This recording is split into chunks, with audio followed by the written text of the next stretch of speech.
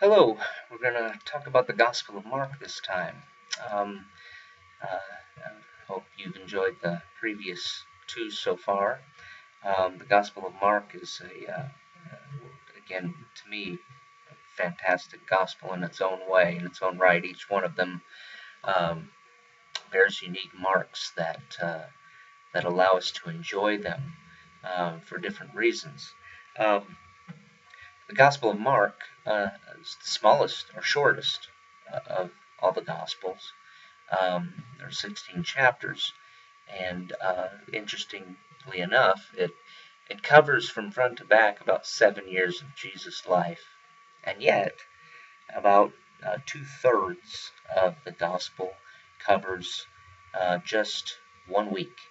1 week, that final week of Jesus. So two-thirds of the entire gospel, all 16 chapters, covers about 1 week, which goes to show you, what the emphasis Mark puts, where the emphasis that Mark puts.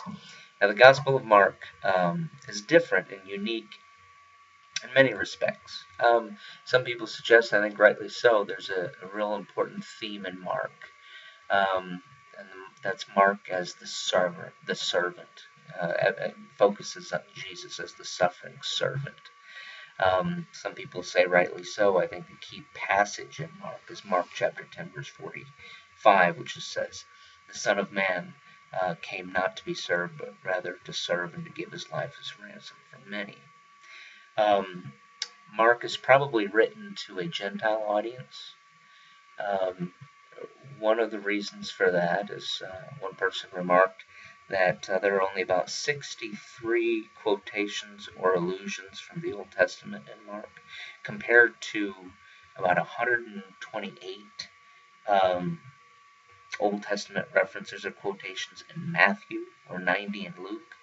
So 63 compared to 128. I mean, you can see the focus, the emphasis that's different between Matthew and Mark. Tradition has it that Mark was written in Rome, particularly, and that he got a lot of his information from Peter, because Mark was not one of the original disciples. He wasn't an eyewitness of the life and ministries of Jesus, but tradition has it that he got a lot of what he got from Peter himself. So he writes for his own purposes, for not for his own purposes, but for the structure, the way he does, for reasons that he has. And it's considered the most fast-paced moving gospel out of all of them, and I think that's true compared to something like the Gospel of John that'll just dwell on dialogues. John chapter 6, a very lengthy dialogue on Jesus being the bread of life and so forth. Well, there's nothing like that in Mark. Mark is very short. In fact, you can think of Mark as more episodic. There's episodes and scenes, little cut scenes, if you want to think of them that way, chunks of them. There are um, public scenes, private scenes, so small social scenes, and all these different scenes come together, and they don't flow necessarily smoothly. Sometimes, again, think of it as there are scenes, just here and there in the Gospel of Mark. I'm not saying there's no flow anywhere in Mark. I'm just saying that's not his focus. There are some unique features. I already said that he's probably writing to a Gentile audience. Therefore, he doesn't include the genealogy of Jesus like Matthew does, Luke does. John doesn't record the genealogy, but he does go back to the beginning. Well, Mark does neither one of those. He just cuts right into the action of John the Baptist and Jesus. Part of that probably is if he is writing to a Gentile audience or Roman audience, they wouldn't necessarily see the importance of a genealogy. I mean, the Jews understood that they were looking for their Messiah, and they were looking very closely at the line in which the Messiah was going to come. And so they needed proof. They wanted proof of that. Um, So we see that. We see a lot of action. In fact, action is a very important theme in the Gospel of Mark. Um, just to give that, and there's about 40 different times the word immediate is found. Immediate or straightway, or depending on which translation you have. Um, about 40 different times in those 16 chapters. Just to give you an example of the first chapter, I mean, for instance, verse 10, it says, and immediately, Jesus being baptized, immediately coming out of the water, he saw the heavens opened. Verse 12, immediately the Spirit drove him into the wilderness. And verse 20, the calling of the disciples, and immediately he called them. Verse 21, and when they went into Capernaum, they immediately, and straightway, or immediately, on the Sabbath day, he entered into the synagogue and taught. And it says in verse 29, as immediately they left, they came out of the synagogue and went into Simon Peter's house. And of course, the healing of his mother-in-law in verse 31, he came and he took her by the hand and lifted her up, and immediately the fever left her. So immediately, I mean, you just see it in the Gospel of Mark. It's a key word Mark likes, and he likes it for a reason, and very fascinating to be sure. I mentioned that it's hard to, or maybe I didn't mention, but it is hard to really get or nail down a good structure for Mark. Try to organize it. But there is something that is found in the Gospel of Mark that I think is fascinating to me, and it's sometimes called the sandwich stories.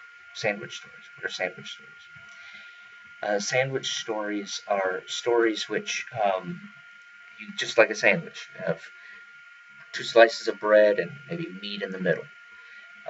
Well, a sandwich story is you have two of the same story, kind of like two pieces of bread, the same story, but in the middle of it, cut right in the middle of that story, is another story. But there's a reason or a purpose that that's serving.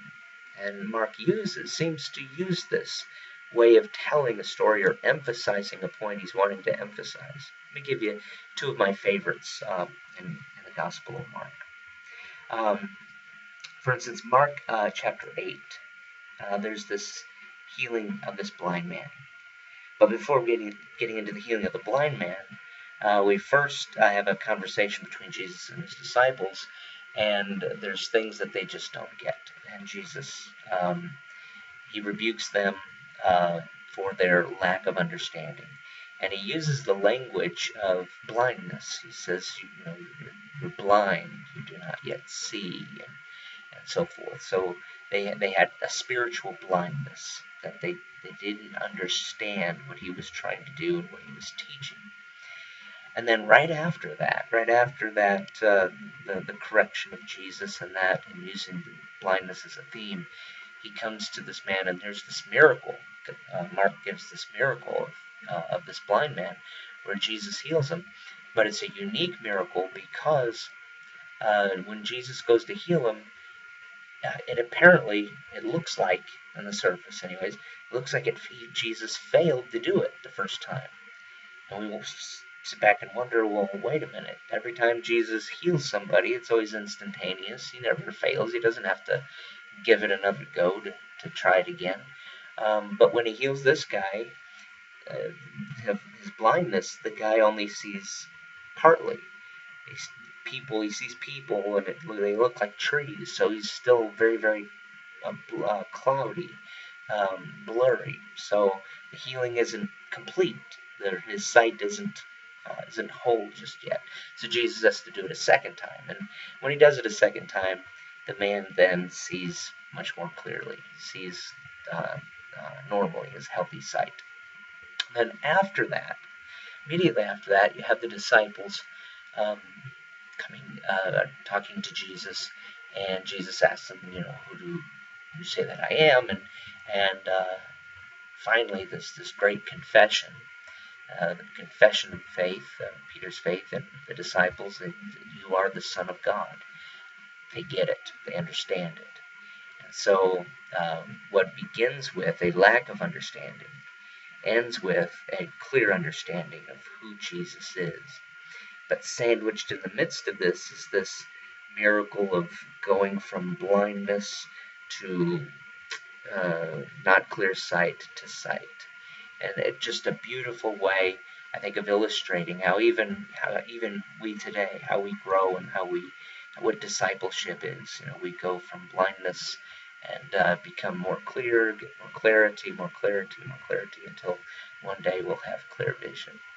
Just a beautiful way, I think, of Mark doing that. My second favorite is the fig tree. In Mark chapter 11, Jesus comes across this fig tree, and it's not bearing figs. And so Jesus pronounces a curse on it. You'll never produce figs again. You'll never produce fruit.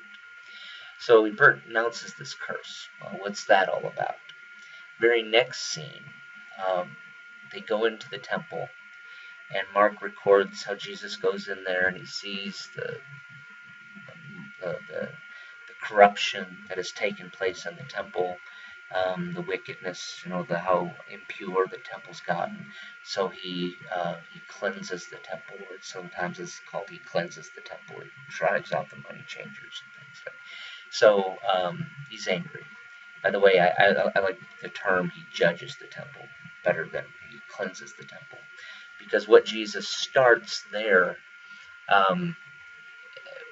Jesus starts the judgment there, but 40 years later the Romans would finish it.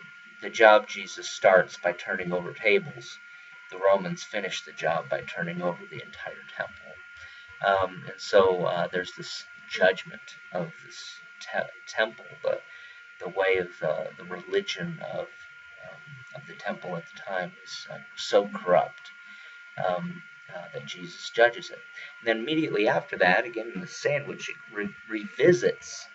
They revisit the fig tree and notice that there's no figs growing on it. Aha! There's this point that this tree is no longer producing fruit, just like Israel, the unbelieving Israel, the Jews of that time, the corruption of the temple was not producing any fruit anymore. It was judged, it was dead, it was empty, it was dry. So a beautiful way of telling us about his judgment on Israel. So many things like this that we could talk about. We could talk a little more about this. It's, again, as I mentioned, the fastest paced gospel out of all four of them, and you can see why. So there's a lot more to be said, and I could say so much more with regard to the Gospel of Mark. But if you have any questions, or if maybe you have something to add to this, maybe you have a sandwich story you can see in the Gospel of Mark, or maybe you find something that you find intriguing. You can comment on the bottom there and look at that. And we can talk about it together. Maybe we can post something about it. But hopefully you enjoy. You're enjoying these studies. I know I am. And we will see you next time as we study the Gospel of Luke. Thank you.